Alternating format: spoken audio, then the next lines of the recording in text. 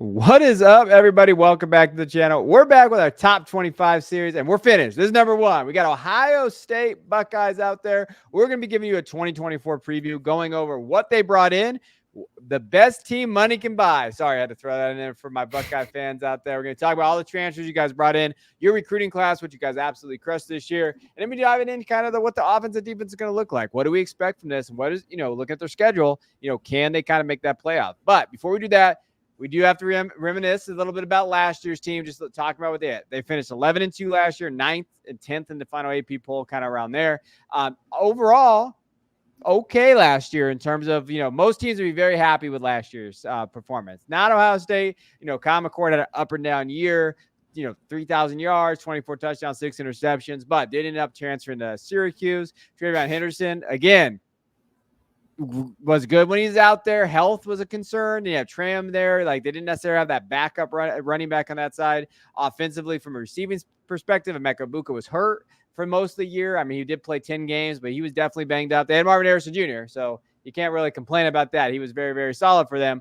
But the big thing is they lost to Michigan, right? So they were undefeated going to the Michigan game. They lost there. And then they lost to Missouri in a performance that everybody wants to forget if you're an Ohio State fan. I mean, 3-14, they didn't really want to be there. It was one of those things that, hey, yes, they lost, and it was definitely kind of a black eye a little bit on Ryan Day. But this is a big year for Ryan Day. This is a huge year for him as a coach. When you're looking at offensively, I mean, they're going to be better this year. They're loaded at every skill position, like always. And last year's team, I think from an offensive standpoint, they're actually 35th in the nation in points per game. Yards per game, they're 45th. So, again, we didn't see that explosive offense that we saw from C.J. Stroud, Justin Fields, those type of guys. Rushing standpoint, the rushing offense wasn't great. Rush play percentage was about 76 in the nation. Yards per rush at 66 at 4.2. Rushes per game, they were almost 100th. And in yards per game, they were 76. They did not average that much on the ground, which forced Kyle McCord to kind of be that guy, and he was never that guy. I think that's the other area. And who they bring in, I guess we'll talk about it, but we might as well jump into it. Is Will Howard that guy, right? So they bring him in from the transfer portal. Other guys in this offense, but their offense is loaded from a skill position standpoint. They are loaded. They are loaded. We have to talk about Will Howard, but first I want to talk about the top overall all-time recruit that they're bringing in, who's an immediate starter at an Ohio State program that's historically put out wide receiver after wide receiver, and that is Jeremiah J.J. Smith, cousin of Geno Smith. Not that really matters because Jeremiah Smith might already be better than Geno Smith is at football. This kid came in early in the spring and just started dominating. He is probably their number one wide receiver already as a true freshman. He's built in a lab. He's got Julio Jones comparisons. And if they are to take a step forward on offense, or I guess not really, the craziest thing that I think I'm going to say out loud right now is I don't think they're going to miss Marvin Harrison Jr. because of Jeremiah Smith. And Marvin Harrison Jr., obviously we know what he was for them, but I think they have, a better overall skill position group. Will Howard is better than Kyle McCord. How much better? I don't know, but how much better did they need from Kyle McCord last year to get over that hump? I think that's a small margin. I think I have some issues with their offensive line. I think they're going to be a little bit better. Josh Simmons was good at times last year. Donovan Jackson had a weird year. We talked about it pre-show. This has been more of a finesse offensive line. And so part of the problem with not running the ball was they couldn't open lanes for TreVeyon Henderson. So now you've got Quinshon Judkins in there who can, take a beating in between the tackles a little bit better than TreVeyon can. I think all is set up for this offense to be a little more efficient than they were under Kyle McCord. I think they're going to try to run the ball a lot more this year, and hopefully that offensive line can make that happen. But the two big questions, offensive line and quarterback, are questions that you don't want to have if your expectation is a national title. So it's certainly a question mark. We're going to have to see it on the field, but I'm optimistic at this point, I guess. Yeah, and I get this a lot. I've gotten this a lot from Ohio State fans because you guys like to say this. You're like, well, Will Howard, we just need him to run. Yeah, he does open up that rushing ability. He does. He has that ability there. But at some point, in the playoff, in the Big Ten against Michigan, against the other teams out there, Oregon, you're going to have to throw the football, right? You can't just beat Oregon through the run. You're going to have to throw, and you're going to have that passing option there. And I think a big thing, and this is a guy I really like, as much as I hate Ohio State. So Ohio State fans out there, I'm a Michigan fan. So just so you're aware. So drop it in the comments. You can talk all the crap you want.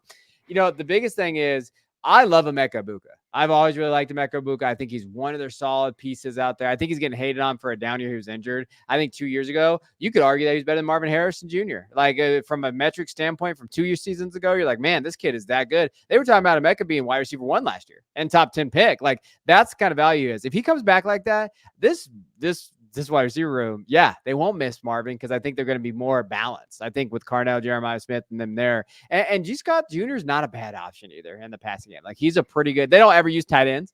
That's my big thing with them. They never use it, but he definitely can be that piece for this quarterback for Will Howard there. But when you're at Ohio State, you lose guys. Marvin Harrison Jr., 1,200 yards last year, 14 touchdowns. Matthew Jones, Common Court is kind of there. Cade Stover was a very, very solid piece for them. 576 yards and 5 touchdowns last year from that room. Julian Fleming obviously transferred over to Penn State and then Chip Trayanum.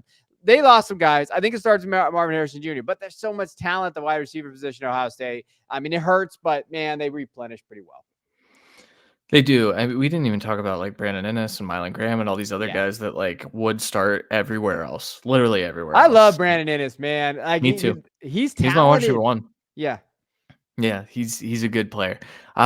Cade Stover is a massive loss to me because when that offensive line was struggling to block, Cade Stover was out there blocking.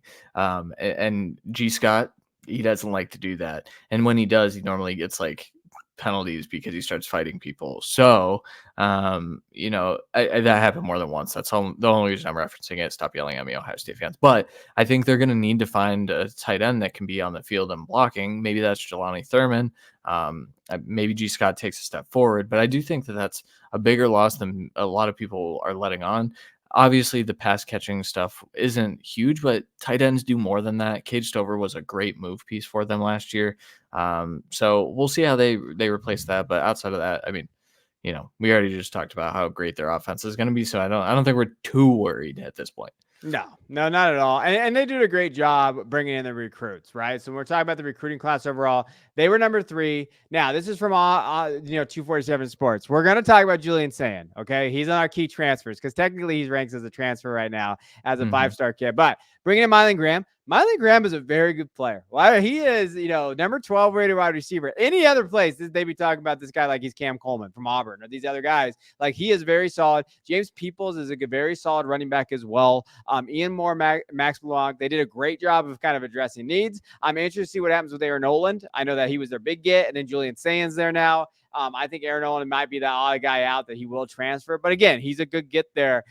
This class is around Jeremiah Smith, but don't sleep on Mylan Graham. I think Mylan Graham, when you're looking at overall with what he can do, I think he's very, very solid. Even as a junior, he had over 1,100 yards, 13 touchdowns. And his big thing was, man, he averaged 23.9 yards per reception. And he's just a big play guy. And I know they comped him to CeeDee Lamb, which I love because this as a Cowboy fan. So that's interesting that, we're talking about all these guys. It's like, oh yeah, they also have Mylan Graham, a CeeDee Lamb comp. Yeah, Graham should push Jaden Ballard out of the rotation. If I had to guess, I think this is going to be an interesting thing to monitor through the first few weeks, to be honest, because I think if Graham starts to get on the field a little bit, this could be a very young but very talented wide receiver core. I do want to mention the twins at offensive tackle, Devontae and Deontay Armstrong. They're Ohio guys, so I got to watch some of their playoff run in high school. Underrated recruits. They should not have been 3 stars. I think they both should have been 4 stars. Honestly, I confuse them all the time. I'm not sure which one was the left tackle in school, but whoever the left tackle is the one that I think could get into a bit of a rotation if things go south this year. I know Ohio State fans are hating on missing on this offensive tackle class. They didn't. I don't think they did. I think they got 2 really, really good offensive tackles here. Yeah, and I mean, Ian Moore, man, interior offensive lineman, 6'6", 317. Like, they did a great job of addressing that need. I think Ryan Day realizes they needed to kind of go after that line, and they did. They did a good job there. And in transfers, I mean, what can you say? Quinshon Judkins is a stud. Will Howard, Julian Sayin, as I said, he did technically transfer from Alabama. Seth McLaughlin, and then Will Kakmarak. I don't know how to say that. I don't really care. But Julian Sayin, to me, like, I like this. I hate that I like these guys like from Ohio State, but I think they got a dude.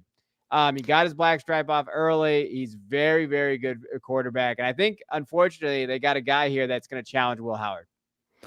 That's what I was going to ask you. Do you think Julian Sayin is the starter in the playoff when we get there?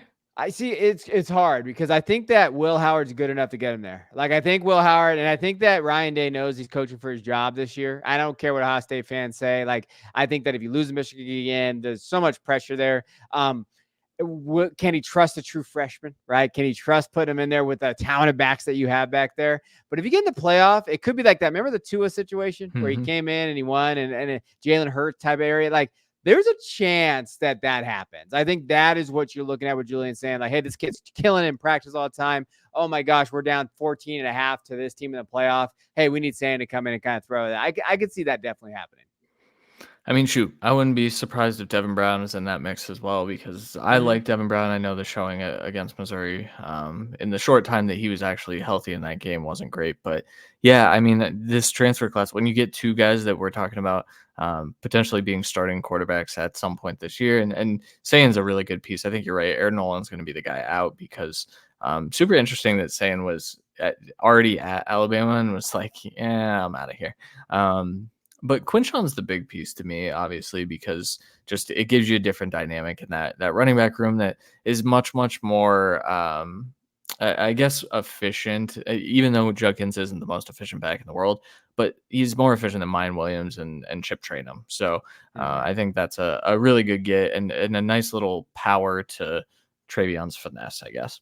Yeah, no, 100%. I think that was, I mean, yeah, they look at the impact players. They crushed it here. Travion Henderson, who I think is still one of the best backs in college football. I think he's a three-down guy, pass catcher if he stays healthy. Him and Judkins are the best two running backs a duo in college football. I don't think it's close. I think those two guys there, Jeremiah Smith-Ibuka, yes. And to me, Emeka coming out and reestablished himself as wide receiver one. Obviously, the big play, for Smith, but Ibuka can give them that kind of possession guy, over the middle, tough catches, leadership. That's the guy to me that can be their impact player. Yeah, I mean, look up and down the roster. Carnell Tate could probably be on this list. It's funny that I put Will Howard on here because I think while we've talked about this skill group, like it's really hard for a quarterback to fail with this group. I still could see that happening with how Will Howard plays. I think he's a safe quarterback, and I think that'll help. But I think this team goes however far Will Howard goes, and that's kind of a weird spot to be in. Maybe not a great spot to be in. Yeah, and when you look at the defensive side, man, damn it. Jim Knowles is just creating a juggernaut. Last year, here's the thing about this defense. Last year was probably their pretty close to being complete year, and they crushed it. Like number 2 in points per game allowed, 11.6. That's all they allowed. Opponent yards per game, number 3. They only allowed 268 yards, last year. That is incredible. They went after the quarterback. You saw that sack percentage was around 6.9%. From a pass defense, they were very, very good. They only gave up 5 yards per pass. That is number 1 in the nation. Like, they were great. Knowles had it cooking out there. And you know what? They're even better this year. Like, they are going to be better. This is the number 1 defense in college football. And I think this is where I go back to it. Like, hey, if they got this defense, they don't need Howard to do too much. They just need to get this defense a chance, especially with Caleb Downs, those guys coming. But they had guys coming back, right? Jack Sawyer, JT, all those guys that go win a title. This is a complete defense. This is the most complete defense in college football, easily. This defense could challenge that Georgia defense that we talk about all the time. I guess if I had to pick a weakness of this defense, it'd just be depth behind the starters, specifically on that edge. But like JT Tuimoloau and Jack Sawyer coming back is as massive a get as any other transfer that they got in, including the offensive side.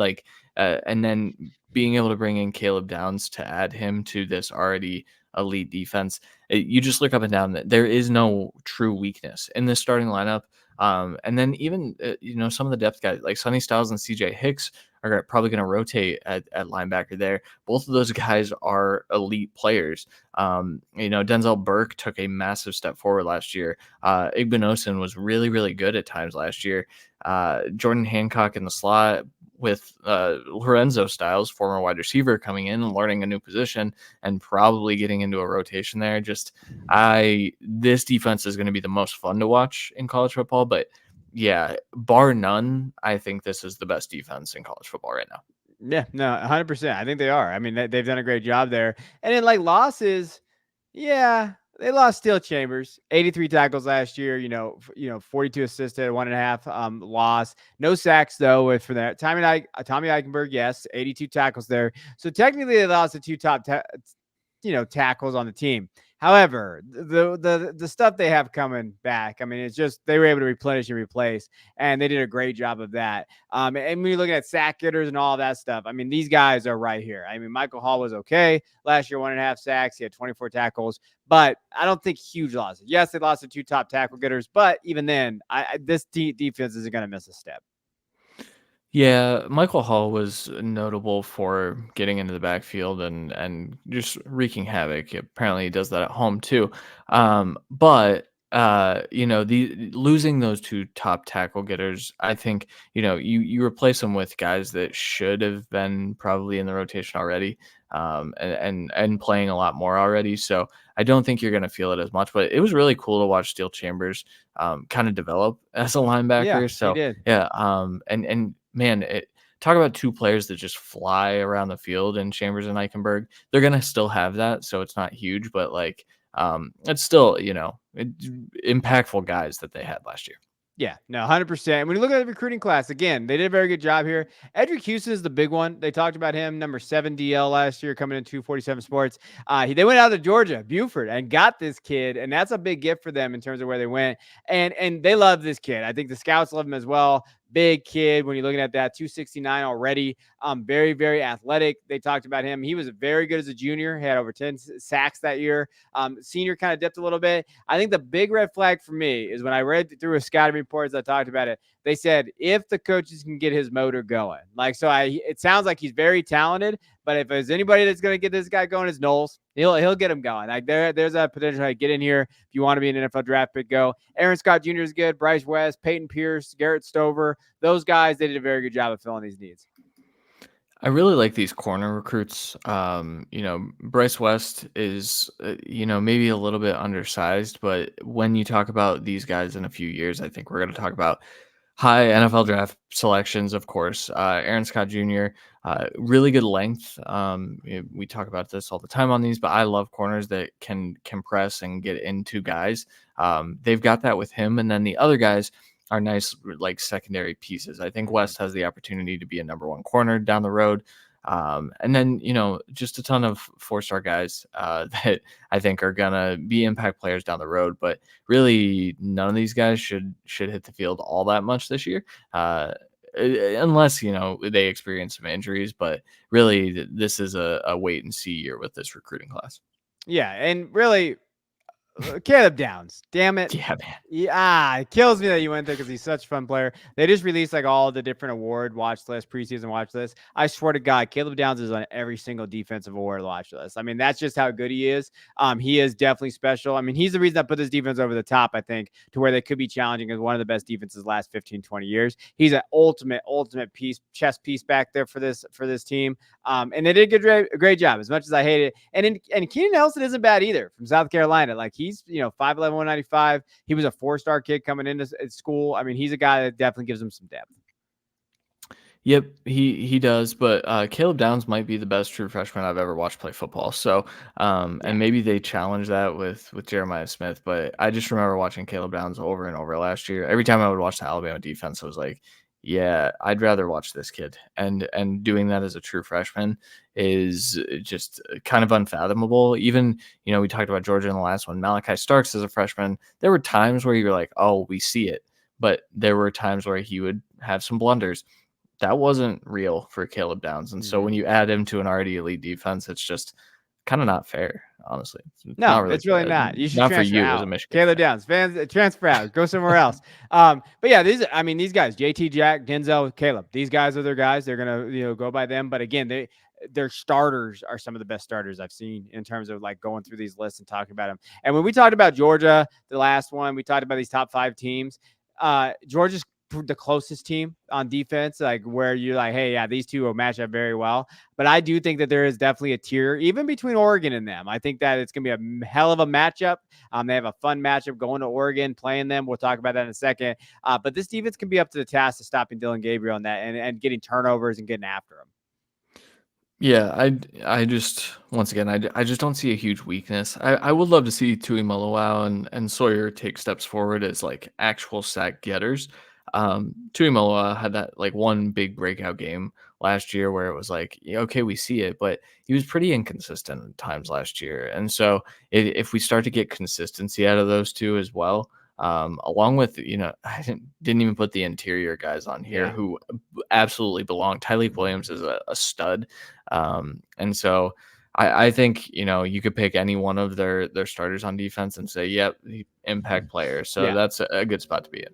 Yeah, damn it. It is. Now, when you're looking at over under on 10.5, they have a really cake schedule up until that Oregon game, in my opinion, at Oregon. Nebraska could be interesting, but I have a hard time seeing a true freshman quarterback in Dylan Raiola going into Ohio State and even getting close in that game. At Penn State, you guys always whip Penn State's ass. I do not trust James Franklin in that game, in my opinion, because I just think that they have their number. Obviously, the big games at the end versus Michigan and Oregon, at Oregon, like I mentioned, but at Oregon versus Michigan at Penn State. I mean, those are the teams. Where are you at over and under then? Over. Yeah, I mean, this is an over. And I think at Penn State is going to be more of a test to just see what Drew Aller is than anything else. I think Ohio State handedly wins that game. But I do think that maybe that Penn State offense can get something going with Andy Kotelnicki in charge now of that offense. And maybe it makes it interesting, but this Ohio State team shouldn't lose a game. Like, they shouldn't lose a single game. At Oregon's the tough one, the really, really tough one. At Penn State, that's probably going to be the whiteout, if I had to guess. And so that's always a tough atmosphere, but it shouldn't matter. Will it matter with Ryan Day, clamping up? Maybe. I mean, they could lose to Alex Orgy in Michigan again, and then we'd be talking about a whole different ballgame for Ohio State football. But I don't think they're going to. I think they're going to be undefeated. I think they're going to be the number one team in the nation when all is said and done. I'm gonna say over begrudgingly, but I'm gonna say they lose to Michigan again. So I'm gonna say go 11-1 because I can't hate that there. I cannot wait to watch Lanning and Day figure out who's gonna make the worst coaching moves to try to lose in that game, because I think it really comes down to coaching in that game, because Lanning has his problems too. I think Lanning struggles sometimes in game, and so does Day. I think he clamps up a little bit with play calling. I think red zone play calling especially, they struggle in those big games where they just can't score, right? There's plenty of opportunities for them to win the games the last couple of years, but the red zone scoring, I think that's just one of those things they've been inefficient for. So I will go over 2. But you still lose to Michigan for the 4th year in a row. All right, let's talk about the final outlook. Yeah, I mean, come on. They're one of the best programs in the country. We know that. The way they're now, and I do want to say this before Christian kind of gives his final take. They opening up NIL is going to be huge for them. They really didn't open up the NIL bank. They opened it up. That Michigan loss definitely hurt them. And then seeing Michigan win the national title, they said, all right, we're going to open this bank. And they did. I mean, that's the game, right? You can't hate them for it. That's what you do. They did a great job there. And having that open bank now in terms of having that NIL and those resources going to be huge for this program. But it is going to be interesting. I really want to hear the takes. So let me know, Ohio State fans, about Ryan Day. How do you feel about Ryan Day as your coach?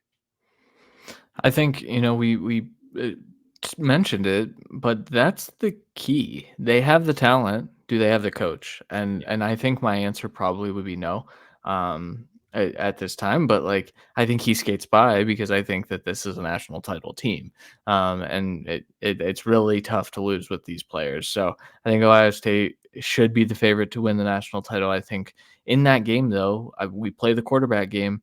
They're probably not going to have the better quarterback, and so that's where I get a little bit nervous about picking them to win the national title. But if there's a year, it's this year. I think that my conspiracy theory is that Missouri game was Ryan Day's last push to open up the NIL and saying, like, see, look, our backup should be able to beat this SEC team, but they can't.